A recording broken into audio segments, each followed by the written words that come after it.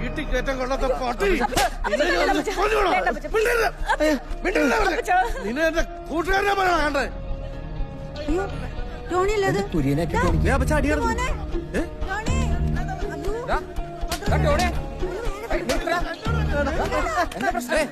എന്തിനാണ് നീ അയാൾ തല്ലണത്? അയാളാണ് തല്ലിയത്. അയാൾ എന്തിനാ തല്ല? അയാൾ ചോറിൽ നീ കട്ടുന്നു. ചെറിയൊരു കിസ്സിങ് ഉണ്ടായി. My God. എന്താ പുതിയ പ്രശ്നം? എന്താടാ? ഓ തനിക്കൊന്നും അറിയണ്ടല്ലോ. എന്റെ മോളെ വിളിച്ചിറക്കി കാപ്പി പിടിച്ചത് അന്ന് ഞാൻ മാറ്റിയതാ.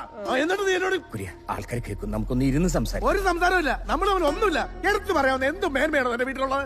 അപ്പച്ച ഞങ്ങൾ തമ്മിലുള്ള പ്രശ്നത്തിന് വെറുതെ ടോണിയുടെ വീട്ടിനെ കുറിച്ച് പറയേണ്ട ആവശ്യമില്ല. എടീ, നിന്നെ ഞാൻ പൊന്നുപോലെ വളർത്തിയത്. നിനക്കൊരു നല്ല കല്യാണം ഉണ്ടാകുന്നു, ജീവിതം ഉണ്ടാകുന്നു ആഗ്രഹിച്ച് നടക്കുന്നവനാ ഞാൻ. എന്റെ നാട്ടിനെ വല്ല നാട്ടിനെ പോയി കിടന്ന് കഷ്ടപ്പെടുക നിനക്ക് വേണ്ടി. ഞാൻ കിട്ടുന്ന തന്നെ മോള് തന്നല്ലോ. അപ്പച്ച എനിക്കൊരു ഇഷ്ടമാണ്. എനിക്ക് വേണ്ടി വേറെ കല്യാണം കഴിക്കണ്ട. ഞാൻ ഇവനെ കല്യാണം കഴിക്കുള്ളൂ. അവള് പറഞ്ഞ കേട്ടല്ലോ, പെമ്പിളേര് പറയണ എല്ലാവരും കേൾക്കും. ഒന്നും മിണ്ടാതിരുന്ന് ഞാൻ പറയുന്നത് കേൾക്കും. എടോ, നിങ്ങളുടെ മക്കളെ കോണമുള്ള ഏതെങ്കിലും ഒരുത്തരുണ്ടോ?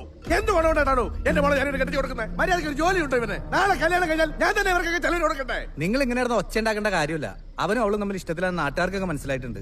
ഇനി അത് നടത്തി കൊടുക്കുന്നതായിരിക്കും നല്ലത്. പണിയൊക്കെ അവൻ കണ്ടുപിടിച്ചോളൂ. ശരി, ഒരു മാസം വേണ്ട, 1.5 മാസം സമയം ഞാൻ ഇവന് കൊടുക്കാം. അതിനുള്ളിൽ ഒരു ജോലി കണ്ടുപിടിച്ചോണ്ട് വന്നേക്കണം. എന്നാ ഞാൻ ഇവരുടെ കല്യാണം നടത്തി കൊടുക്കാം. അല്ലെങ്കിൽ മറന്നേക്കണം രണ്ടുപേരും. ഇന്ന് നടന്ന സംഭവങ്ങള് കേറുന്നുണ്ടാകത്തെ. എനിക്ക് ഗേറ്റ് അടയ്ക്കണം.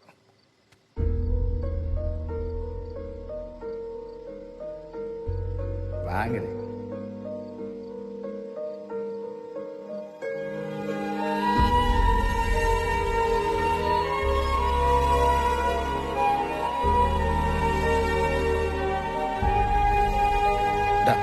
ഇവിടെ വന്നിരിക്ക. ഇവിടെ വന്നിരിക്കടാ.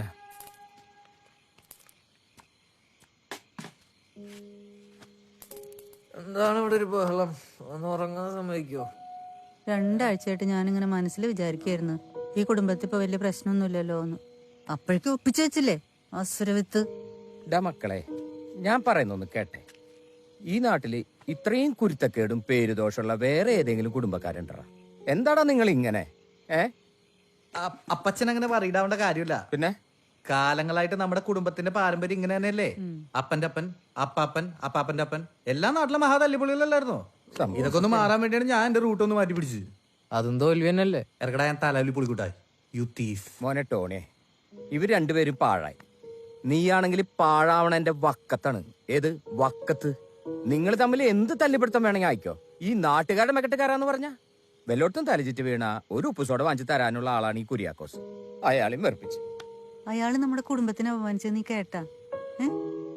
ഇതുകൊണ്ടാണ് ഞാൻ പറഞ്ഞത് നമുക്ക് വീട് വിൽക്കാം, എന്നിട്ട് ഒരു കാരവൻ മേടിച്ചിട്ട് ഓൾ ഇന്ത്യ ടൂർ പോവാ ജിപ്സികളെ. ഞാൻ ഡോളെ ഇപ്പന്മാരോടൊന്നും പറഞ്ഞിട്ട് ഒരു കാര്യമില്ലട്ടാ. ഞാൻ പോയി ഒരു കട്ടൻ കാപ്പി കുടിക്കട്ടെ. എനിക്കൊരു കട്ടൻ മധുരം കൂട്ടി.